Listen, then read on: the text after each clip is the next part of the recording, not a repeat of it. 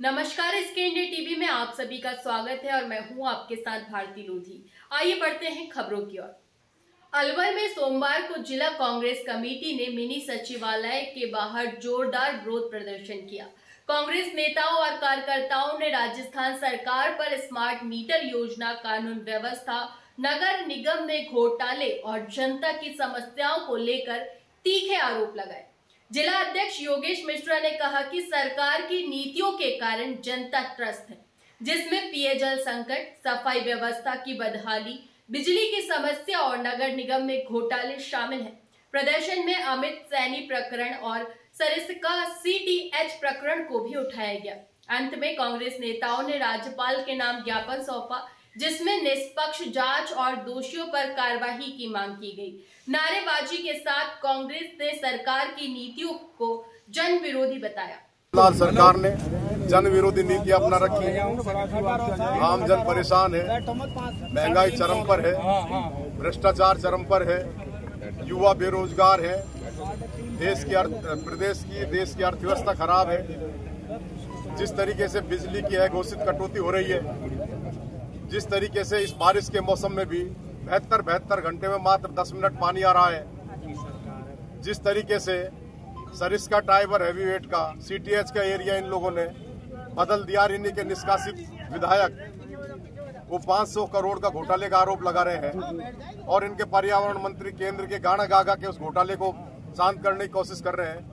मेरा माननीय भूपेंद्र जी से निवेदन है, गाना गाने से काम नहीं चलेगा। आपको असलियत बतानी पड़ेगी जनता को कि वो 500 करोड़ रुपए किसने दिए, कहां से आए, कहां गए। जिस तरीके से इनके DFO सरेआम माइंस वालों से 2-2 करोड़ की रिश्वत मांग रहे हैं और माइंस वाले माननीय प्रधानमंत्री जी को चिट्ठी लिख रहे हैं कि साहब मेरे रिश्वत के पैसे की किस्त करा दो। इससे ज्यादा तो भ्रष्टाचार का चरम नहीं हो सकता। हट रहा है, चरम सीमा पर है, घोर कलयुग होगा भैया।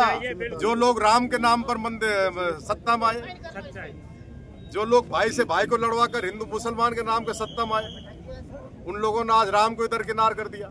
ये प्रदर्शन किनके नेतृत्व में किया जा रहा है?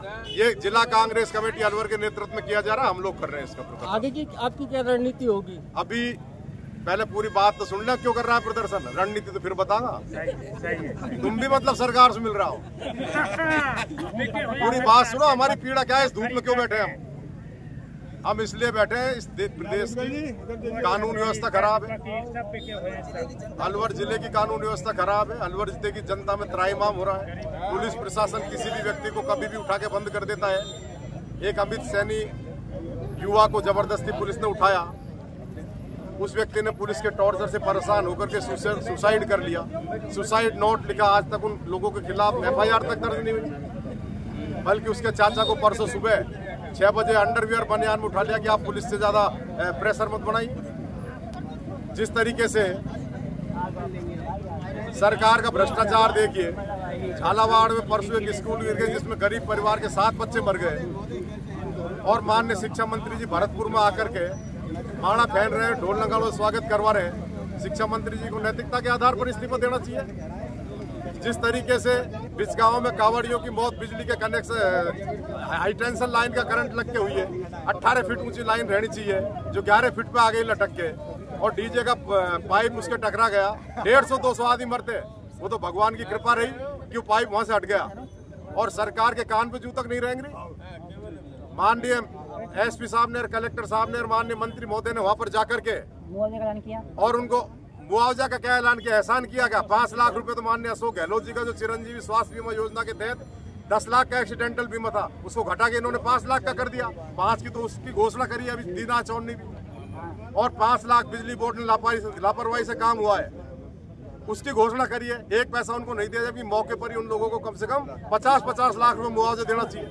उन घायलों को अस्पताल में अधूरे इलाज में अस्पताल छुट्टी कर दी। कल उनके परिजनों ने धरना दिया, तब उनको दोबारा भर्ती किया है। जिस तरीके से जिसके घर में मौत हो जाए, जवान मौत हो जाए, जवान बेटा मर जाए, उसका बाप पिछले 3 दिनों से भूख हड़ताल पे मुआवजे को लेकर के। अब कहाँ गया पुलिस प्रशासन और नेता बीजेपी के? सरकार के द्वारा कोई घोषणा 1 पैसा नहीं दिया और उस टाइम उनको प्रेशर देकर के पोस्टमार्टम करवा लिया गया। स्मार्ट मीटर घरों में लगा दिए। पिछले साल माननीय अशोक गहलोत जी की सरकार ने 1.5-2 साल पहले पूरे प्रदेश में एक तरीके का बिल लाने के लिए 450 करोड़ रुपए का अनुदान बिजली बोर्ड को दिया था। 450 करोड़ खर्च, वो सारे 450 करोड़ इस भारतीय जनता पार्टी की सरकार ने पानी में बहा दिए और स्मार्ट मीटर लगाना शुरू कर दिया। स्मार्ट मीटर का मतलब जानते हो आप क्या होता है? लगभग लग गया। आपके मोबाइल में आपने मान लो 1000 का रिचार्ज कराया और रात को 2 बजे रिचार्ज खत्म हो गया आपके मीटर का, तो आपके घर की बिजली गई, आप एसी में सो रहे हो, तड़फड़ाते रहना सर रात। ये कैसे झेलेगा ये प्रदेश? इसलिए भजनलाल सरकार की, भारतीय जनता पार्टी की सरकार की इन जन विरोधी नीतियों को कांग्रेस पार्टी सहन नहीं करेगी। और जो नारा देते थे ना, कब तक सहेगा राजस्थान, अब हम राजस्थान की आम जनता अपील कर रही है, कांग्रेस पार्टी अपील कर रही है कि इन लोगों को कब तक सहेंगे हम बीजेपी की सरकार को। मित्रों, या तो ये सुधार कर ले, नहीं तो जनता का गड़ा यहाँ तक घर चुका है। और याद रखना, हर व्यक्ति की सहनशीलता की एक सीमा होती है। जिस दिन जनता का गुस्सा फूट पड़ा ना, इन लोगों को सड़कों पर पीटेंगे बीजेपी वालों को और इन सरकार वालों को। या तो ये सुधर जाए, जनता की मांगों पर ध्यान दे, जनता की नीतियां जो जनता के पक्ष में है उनको लागू करें। जन विरोधी नीति चलाने से सरकार नहीं चलेगी। ये संविधान को खत्म करना चाहते हैं, ये देश में गुंडा राज करना चाहते हैं। जो इनके खिलाफ बोलता है उस पर ईडी, इनकम टैक्स और सीबीआई का छापा मारते हैं, जबरदस्ती गिरफ्तार करना चाहते हैं। ये दादागिरी नहीं चलेगी अब। और मैं कांग्रेस पार्टी के आम कार्यकर्ता को आपके चैनल के माध्यम से आह्वान कर रहा हूं कि इन जन विरोधी सरकार के खिलाफ सड़क से लेकर सदन तक आंदोलन करना पड़ेगा, तब जाके जनता के हित की अपन लोग बात कर पाएंगे।